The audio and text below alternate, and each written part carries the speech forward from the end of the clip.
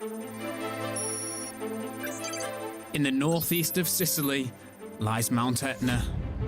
This is Europe's largest and most active volcano, covering an area of 600 square miles, with not only one, but 4 craters. In 2021, the southeast crater burst into life, with a barrage of over 50 of the most violent eruptions. Fountains of molten rock are fired over a kilometre into the sky. Black volcanic ash pummels the towns and city below. But luckily, volcanologists are well prepared.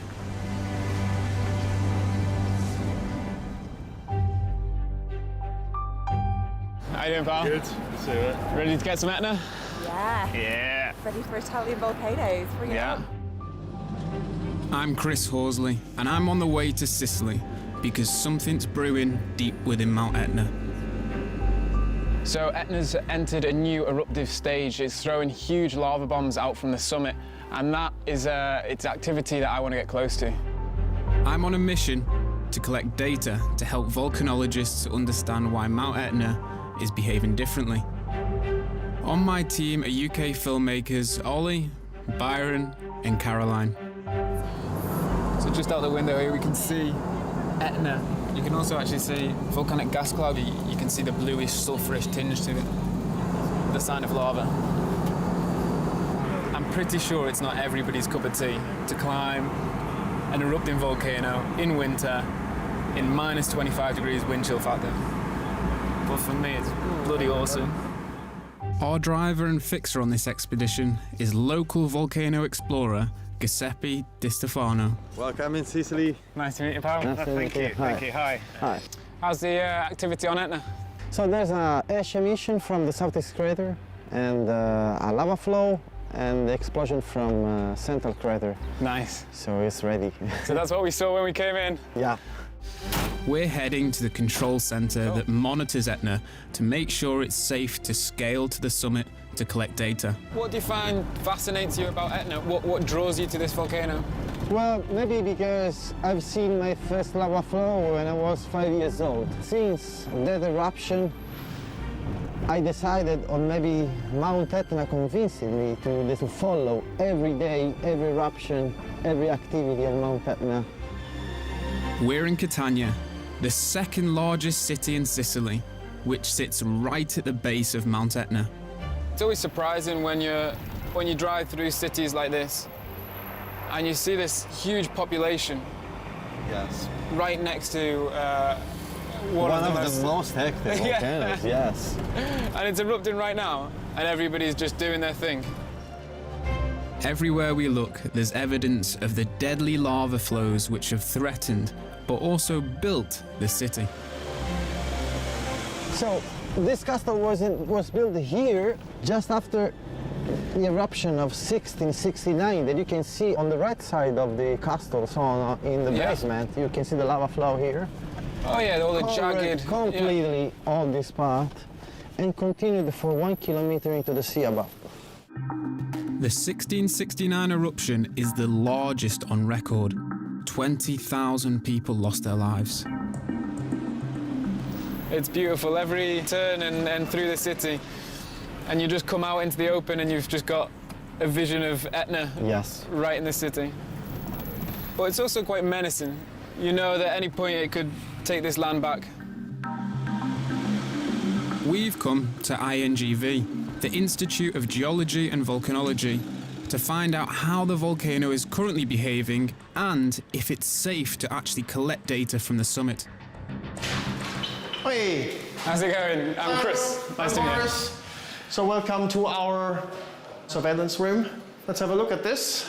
All right. Boris Benker has been monitoring Mount Etna for longer than I've been alive. So, this is our fabulous, colorful surveillance room. And we do 8-hour shifts, round the clock, every single day. So when something happens like seismic activity or volcanic activity, we can notify the authorities and civil defense And one of our tasks is also to give advice to warn air traffic. What are we looking at? So the signals that we see here have to do with the activity which is taking place at the summit of Etna. We have another signal over here, which is the volcanic tremor. Infrasound also helps us to understand where the activity is taking place, because we have about 10 microphones that record infrasound. And this is actually the crater which is actually exploding. This is the voragine. So this is producing nearly all the infrasound in the last 24 hours. So, after seeing this data here, what activity are we expecting on the summit at the moment? Well, we have seen some of these explosions which are taking place at the central crater, and it's producing this nearly constant, relatively mild explosive activity. Every now and then the explosions are a bit bigger. At the same time, there's a beautiful little lava flow oozing from one side, and it's building a cone in a place that a few months ago was a deep pit. Now is this cone growing, and it is within maybe 20 meters of the highest point of Etna. So we all really, really wish this little cone a long and healthy life so that it becomes the new summit of Etna. So potentially, in theory, this cone could be the next peak of Mount Etna. To become the new summit, exactly. That's really impressive. After more than 40 years, then the summit has been another one of the craters. That might be the first time for a long, long time that Etna grows. So I think our plan for tomorrow, if weather permits, we're going to head up to the summit to produce this 3D map of this new crater that's kind of in its infant stage. That would be very useful, because we have no precise altitude for the current highest point. And obviously it would be interesting to see how far this little cone has grown. And if you happen to come across a beautiful, fresh, new sample, a chunk of shiny black lava, a little bomblet, a scoria, then obviously we would very, very much appreciate that, because today the area where they fell was inaccessible. But weather is probably generally a much bigger problem than the volcano. So really, really good luck, and I would be very curious to see what comes out of that. Awesome, thank you. Perfect. Pleasure. Cheers. Bye-bye. More than 25% of Sicily's entire population live on Mount Etna's slopes. And it's INGV's job to keep the people safe by constantly monitoring the volcano. I'm here to do everything I can to help gather data. But collecting a fresh lava sample here is easier said than done. The new cone is exploding intermittently, blasting chunks of molten rock into the air. And soon, I'll have to enter this dangerous fall zone to capture one of these lava bombs. Watch out! If you were hit by that, that would certainly take your life.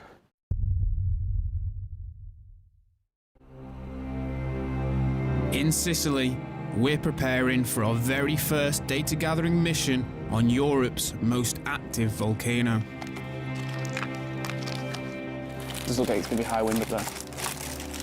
It could be quite challenging for people, but it's also a good thing to bear in mind that people will be short of breath, tired, and if they're physically exerting themselves, they're sweating, then also they can cool down quite rapidly. We've got a mission to accomplish, and that takes a whole team to do it. How you feeling, Ollie? Quite nervous, actually. The other volcanoes that we go up aren't as cold as this one, so we're looking today apparently at minus 25 wind chill. It's going to be quite tricky. Today is a nice day, windy for sure, but we will see the evolution of the day when we will reach the 3,000 meters. It's a big mountain, so like any other mountain, the weather can change 10 times in one day. A little bit concerned, especially when everyone gets a bag on and realises what we've got ahead. But to get the data that we need all the thermal imaging cameras, we need the drone, heavy batteries. So it all comes at not an extra cost, but an extra weight. Just notice then you can start to see the trees swaying down here. So if it's breezy down here, it's probably blowing a gale at 3,000 meters. Are you ready to go? Does this go? Yeah, Does this go? I think so.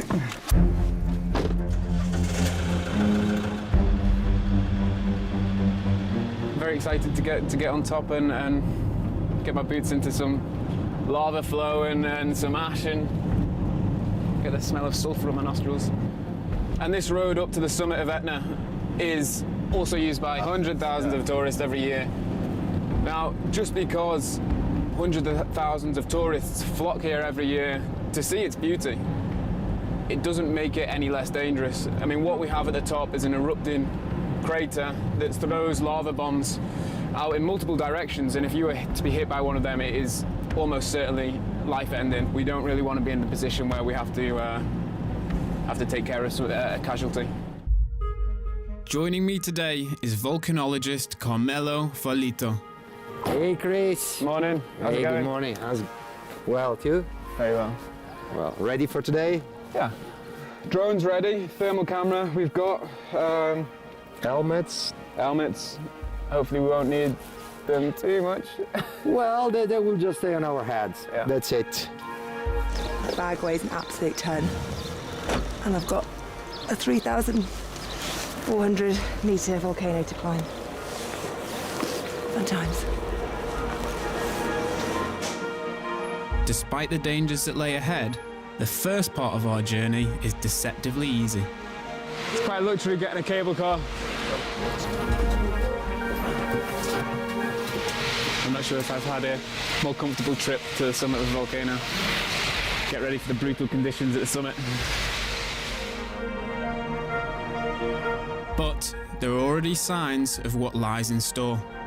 We've got strong wind gusts coming in, and we're only just above 2,000. Quite an eerie sound of the tension cable and the gusts of wind pushing through. The problem about Etna is that it's a cone. So it's an isolated cone, 3,300 meters tall, and the summit has this conical, this cylinder shape. So here the wind is accelerated much more than usually is in normal mountains. The wind like this is probably the worst condition for the drone mapping. The other objective, to collect a fresh lava bomb, this is where the wind can actually help us. If we're getting a strong gust in a positive direction, it might actually blow the lava bombs to one side of the crater. So it could ruin the whole exercise, but also it could be a blessing in disguise. The next leg of our journey requires a 14-ton off-road Unimog truck. Okay, Chris, this will be the Unimog that we're going to get. You see how big it is? Yeah. 280 horsepower. So we're relying on this beast to get us to 2,900, you say? Exactly.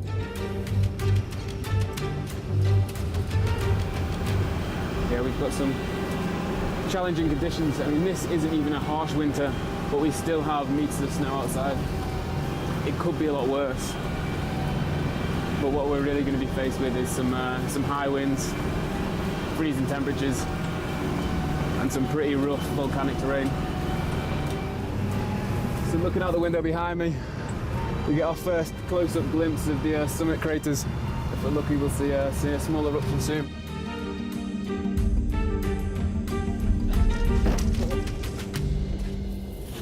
Before we start our ascent on foot, we're reminded of just how devastating Mount Etna can be. Just coming over the edge here, you're just welcomed with this huge vista and this massive crater, 8 kilometers wide, 1 kilometer deep. This is the Valle del Bove, a vast horseshoe-shaped depression carved into the eastern flank of Mount Etna by past eruptions. When we look down, we can see all different kinds of events that have taken place within this crater. We've had pyroclastic flows, and with quite recent lava flows here that would have threatened the towns that we have down on the coast. It's quite a stark reminder that a volcano like this is a threat to everybody in everyday life down in the cities and towns below. And we're on the way to the summit to collect valuable data which will help volcanologists predict Mount Etna's next move so they can continue to keep residents safe. We're about to go beyond the point that anyone else is permitted. As I'm working with INGV, I've got special permission to enter the exclusion zone and to climb to the summit.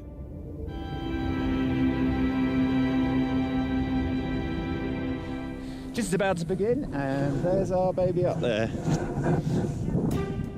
But the first section of the route, covered in ice and snow, it's already proving a challenge for the crew.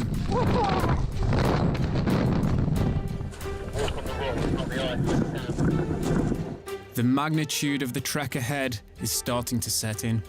Conditions are tough. Yeah, it is cold, really cold, and yeah, there's a very, very eruptive, active volcano right behind us. It's just such a steep hill up there. The next challenge will be crossing a field of sharp volcanic rock. Today we have to pass these lava flows. These are the lava flows of 2017. So quite fresh lava flows, and it's not easy to walk on them. In 2017, Etna took journalists by surprise. Oh, careful! When the lava flows mixed with snow and caused huge explosions, pelting them with boiling rocks. Today we're crossing the lava flow created by this dangerous incident. It's very easy to lose your footing. And it's extremely sharp as well if you were to fall. Probably sustain an injury, but worst of all, you'll rip your Gore-Tex. They're 500 quid, so you don't want to do that.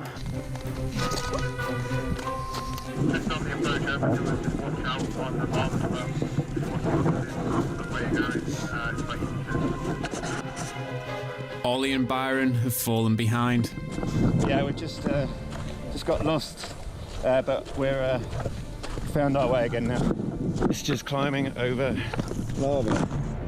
We get to the old route, and then we cross the final section of lava. Pretty tired already. It's like 300 meters we've got to climb today. I think we've gone up about 20. We've reached the far end of the lava field, but all this exercise is having an adverse effect. We need to remove some layers to prevent a drop in body temperature. Certainly don't want to be sweating up here. This is the point where we have the opposite problem. We've got so many layers on that we're getting really sweaty. And the volcano reminds us it's still very much active. The ash emission there. Awesome. The more time you spend on the mountain, the more you're at risk. We need to hurry up and reach the summit while conditions still let us. Right, guys, if you can speed up a little bit, we're just concerned that the winds will start picking up and we won't be able to get the 3D map. If that's the case. As we get higher, oxygen in the air decreases. A bit short of breath. Just at times, this is where I stop. I feel more out of breath than I should be. But we can't slow down if we're to reach the summit. Ah, the smell of sulfur. Ah, stinks. Yeah, it smells good. And as we edge closer, we're entering more dangerous territory. So as we're going up, we're kind of the middle of these two craters here, right on that saddle. We need to be careful, listen out for noise. Theoretically, we should be fine. The lava bombs should be going in the opposite direction, unless there's all of a sudden some kind of new activity. But the crater above is highly unstable, and we're about to see just how dangerous this volcano can be. Big rock. Again, Chris. Rock! Rock! Over there, watch! Rock!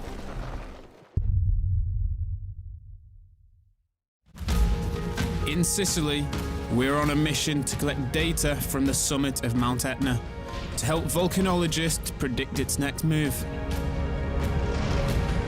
Oh, there's a nice one. That's a really nice one. And we're about to enter the most treacherous section of the route. Oh. Beautiful. You worried? I'm excited. Just me worried then. Let's go. The steep incline ahead is one vast dune of volcanic ash. There we go. We're on it. The steep section. So right in front of us now, it's just a big steep climb. It's like walking up a 400-meter staircase. Head is throbbing. Head is throbbing.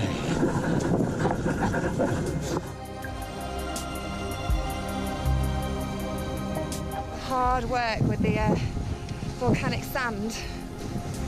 So all this loose material means your footing's slipping every time you're pushing against it. It's kind of 2 up, 1 down, but it's the only way up.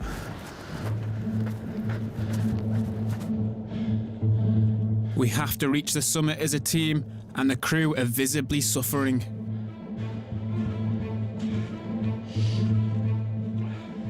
Now we're going straight up. Straight up. No zigzags, just to save time. Straight up this lunar landscape. Whew. Right, final push. But it's not just physical exhaustion we have to worry about.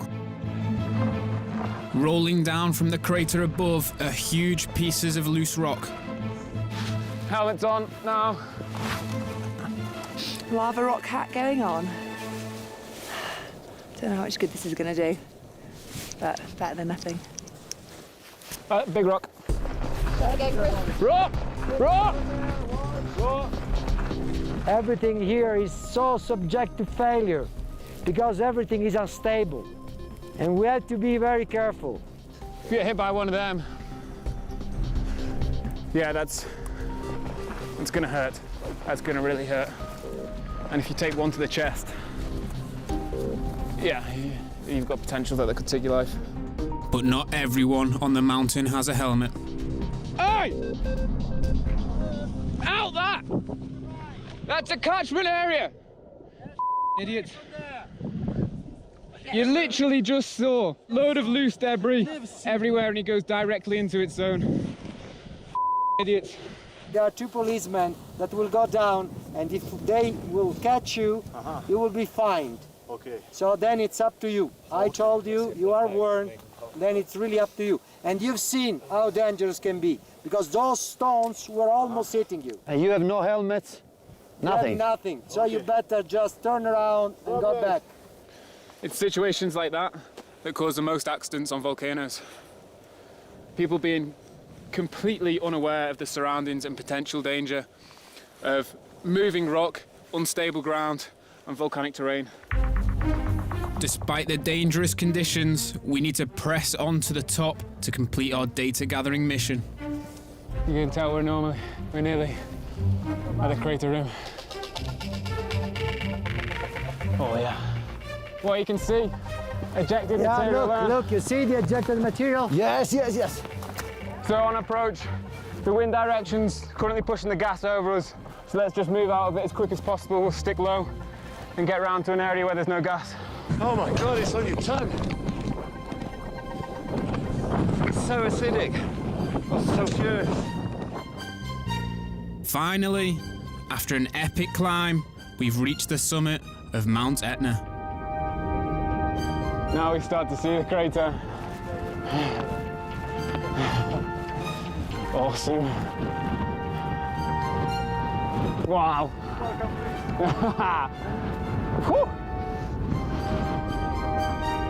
As soon as you pop your head over, you get the first glimpse. Huge lava bombs heading up into the air. Over 100 meters over your head. It was absolutely astonishing. But we can't stay here for long. My idea is to walk along the ridge, turn a little bit around where you see those rocks. We will stay under those rocks and we will have a good view of the crater and stay away from this strong wind and stay away also from the gas. So just keep on moving. Okay. 5 more minutes. Yeah, 5 more minutes walking, yeah? 5 more minutes walking, okay? So stay focused a bit on the walk. Okay. And we just follow the ridge. as we move to a safer area, we get a front row view to one of the greatest shows on Earth. Epic, epic. But this is why I love volcanoes. You come up here and you've got one kind of activity over there, throwing lava bombs literally in the air, a huge lava flow, and a crater that looks like it's from another world. Incredible.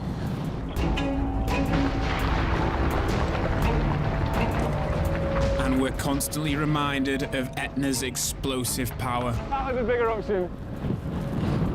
So that's what we need to be careful of. It's just thrown a load of lava bombs on a huge degassing event. It's just throwing new material everywhere.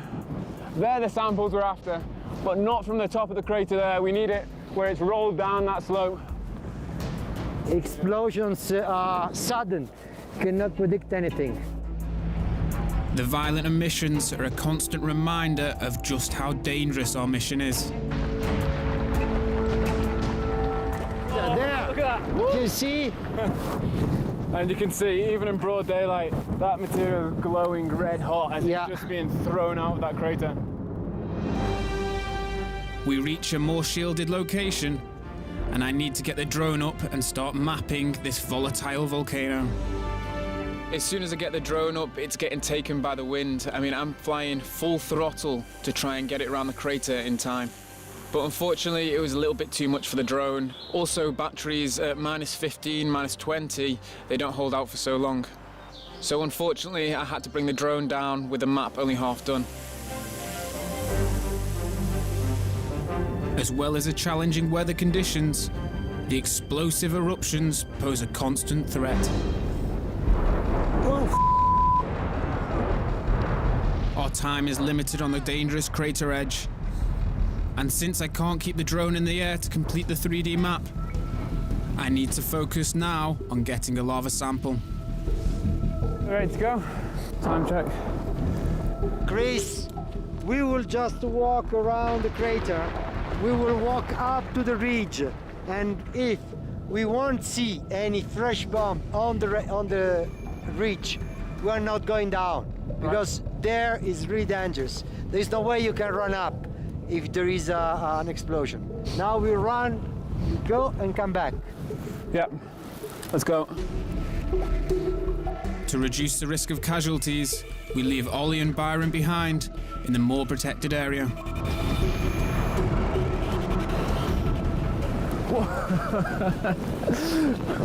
Just molten rock being thrown around behind us here. But we need to move quick.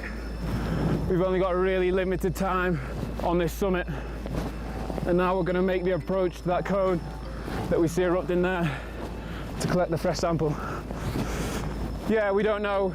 As soon as we approach, we'll see where it's been landing and we'll see its fall zone, but we can't go inside the crater. If we're caught inside there when there's an eruption, it's game over. It's not safe to spend more time than absolutely necessary in this dangerous zone. So we only have a limited time window to get this sample. Wow. And you can just see how the materials also just lingers in the air just before it makes its way back to Earth.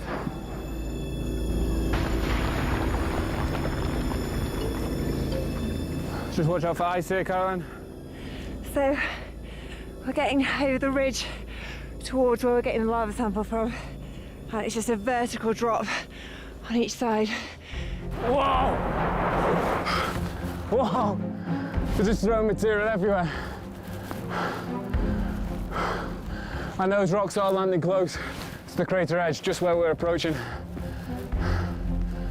Hopefully means we'll get a fresh sample. Just watch out for your head. We finally enter the lava bomb fall zone. And this is where we do need to be careful.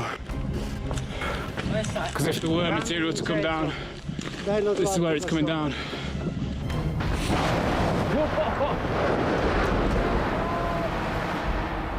Eyes up, Caroline! We got samples. This is our moment, and we need to be quick. Straight away? Let's go! Straight away!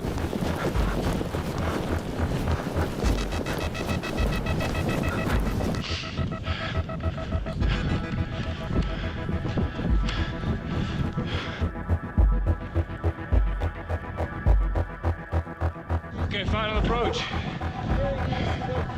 Yeah, fresh samples. Still glowing. Blowing. Still red hot. It's red hot. Okay, let's go. You can still see glowing inside. Let me get the gloves on. Let's get gloves on. Okay, wait. Hurry up. Hurry up. Hurry up. Yeah. It is dangerous. Come on, come on, come on. We got a fresh sample. Okay. A lava bomb. Still red hot. And as you see in front, fresh out of there. Wow. Awesome. But this isn't somewhere we want to be lingering around too long. We've got to get out of here. Now run away, I say. Yeah.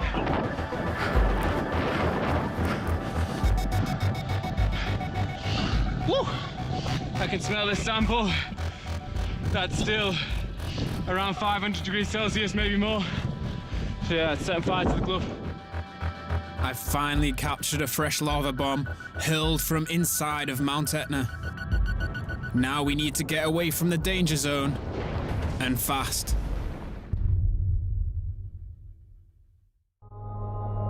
In Sicily, we're in the middle of a data collecting mission on the summit of Mount Etna. And I've collected a lava bomb blasted from deep inside this terrifying volcano. Right, just be really careful here. We are still in a fall zone of potential bombs. So that is our fresh specimen. That is straight from the depths of Etna. And as you see behind, we don't want to be lingering around. If you were hit by that, that would certainly take your life. And as you see, it's red hot. It's still, that's a welding glove. Good for up to 400 degrees Celsius, and it's burning all the way through it. It's awesome.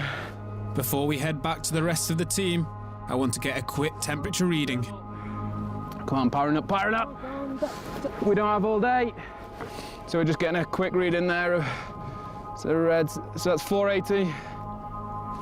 So that's just on the outside. So inside that sample is still red hot magma, and when it's born, it's about 1,000 degrees Celsius. Yeah. Now let's go back. Can be dangerous here, very dangerous. Agreed. But the lava bomb is still too hot to carry, so we need to cool it down quickly with water. With the water, you ready? Let's do it.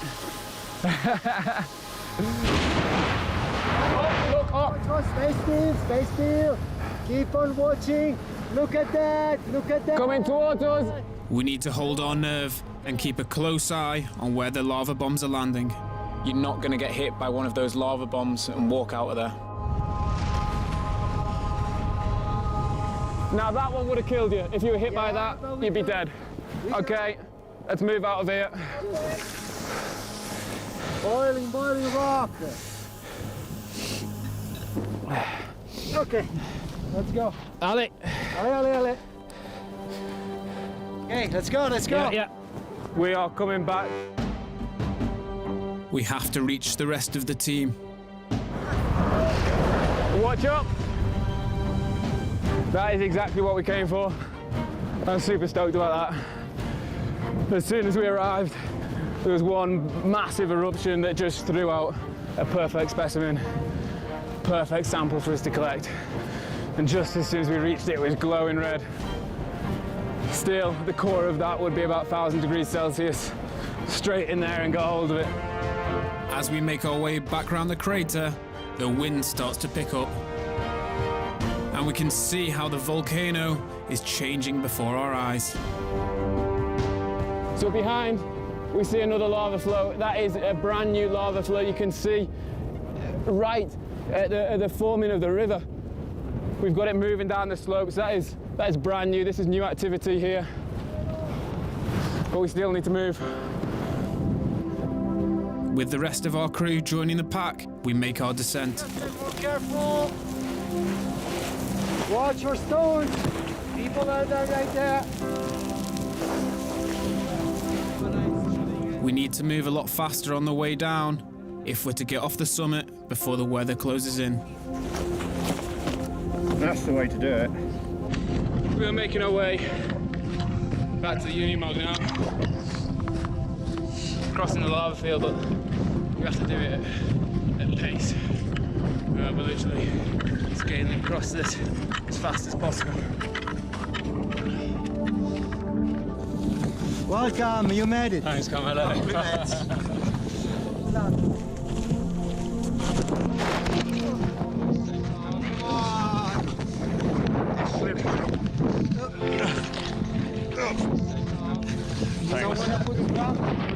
We made it. Time for the night mass. Night bus is like you're on your way back from a night out in Croydon. I feel like I've been on a night out in Croydon. I've fallen over enough. Made it. Entry and all.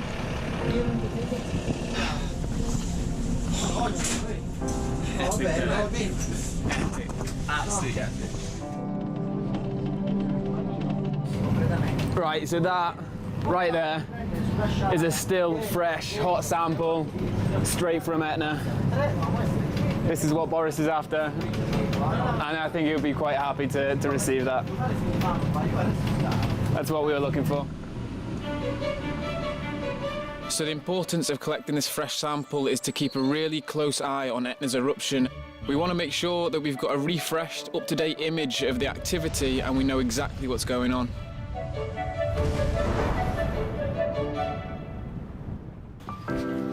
The next morning, I head over to Boris's apartment to hand over the lava sample. So, hi, Chris. Hey, Boris. Come on inside, please.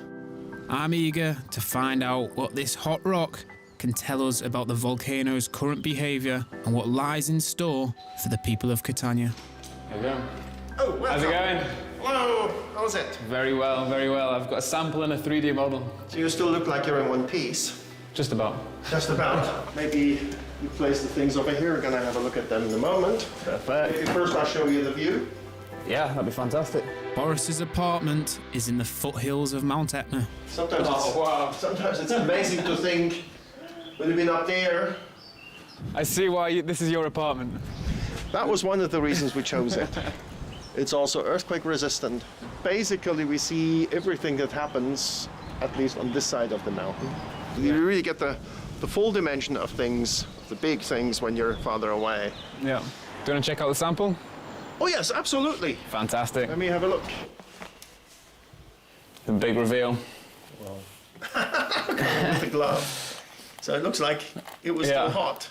It was very hot, yeah. Wow. So that was fresh when you picked it up? When I picked it up, it was about 3 minutes old. Okay. That is one of the most amazing things, is that you hold something which is pretty much the newest rock on Earth.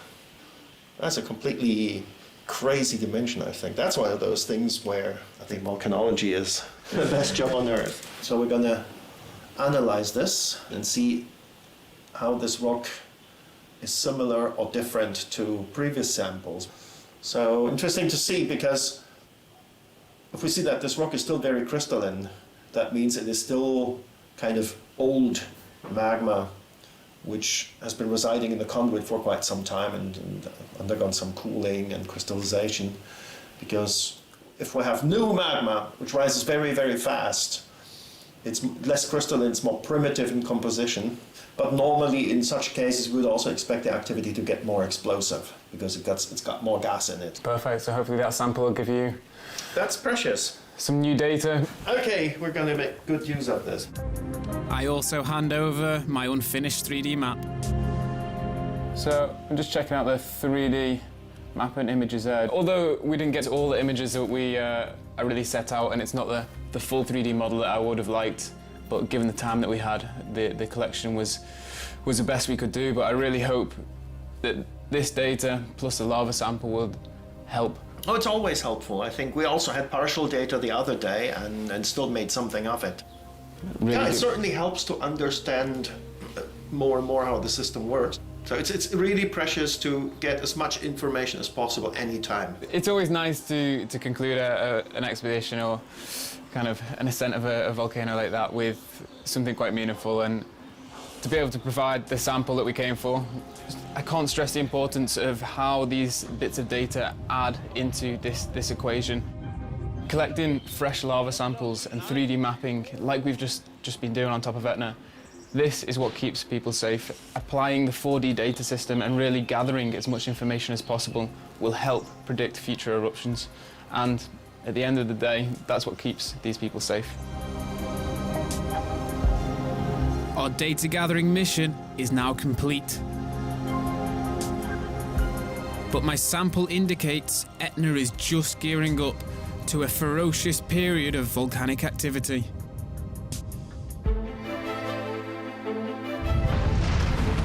In 2021, Mount Etna erupts more than 50 times with a violent fire show of lava fountains. With each eruption, Etna spews up to 200,000 cubic meters of ash, which rains down on the towns and cities below. These powerful eruptions produce more than 100 million cubic meters of red-hot lava flows. And this colossal outpouring of molten rock creates a new summit of Mount Etna, rising to a whopping 3,357 meters. Sicily's story is only just beginning. Etna will remain active for many years to come. I mean, this is just a small page or a chapter of Etna's eruptive history, and its story is far from over. I'll be keeping a close watch on this infamous volcano.